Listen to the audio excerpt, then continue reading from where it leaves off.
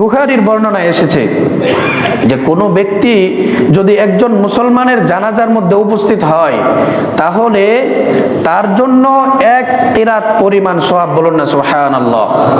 আর এক কিরাতের পরিমাণ কি? সাহাবায়ে কেরাম জিজ্ঞেস করলেন যে ইয়া রাসূলুল্লাহ, এক কিরাতের পরিমাণ কি? তখন আল্লাহ রাসূল বলেছেন, কুল্লু কিরাতিন মিসলু উহুদিন, প্রত্যেক কিরাতের পরিমাণ হলো উহুদ পাহাড়ের সমান, বলুন না সুবহানাল্লাহ। যারা হজ করতে গিয়েছেন, উমরা করতে গিয়েছেন, দেখেছেন উহুদ পাহাড় কত বিশাল বড়।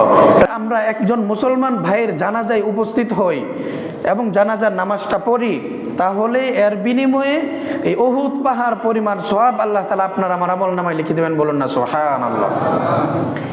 এরপরে যদি আরেকটু অগ্রসর হয়ে তার একবারে কবর দেওয়া পর্যন্ত যদি ওখানে উপস্থিত থাকি, দাফনের কাজ এটাও যদি সম্পন্ন করি, তাহলে আল্লাহ রাসূল সাল্লাল্লাহু আলাইহি ওয়াসাল্লাম বলেন 2 কিরাত সমপরিমাণ সওয়াব পাওয়া যাবে। কয় কিরাত পরিমাণ? 2 কিরাত পরিমাণ। তার মানে 2টা উহুদ পাহাড় একসাথে জোড়া দিলে যতটুকু পরিমাণ হবে এত বড় সওয়াব। জানাজাও পড়লাম এবং জানাজার পরে এই দাফনের মধ্যেও শরীক হইলাম, কবর দেওয়ার মধ্যেও শরীক হইলাম, তাহলে 2 কিরাত পরিমাণ সওয়াব আপনার আমার আমলনামায় আল্লাহ তাআলা লিখে দিবেন, বলুন না সুবহানাল্লাহ। চেষ্টা করব তো আমরা ইনশাআল্লাহ।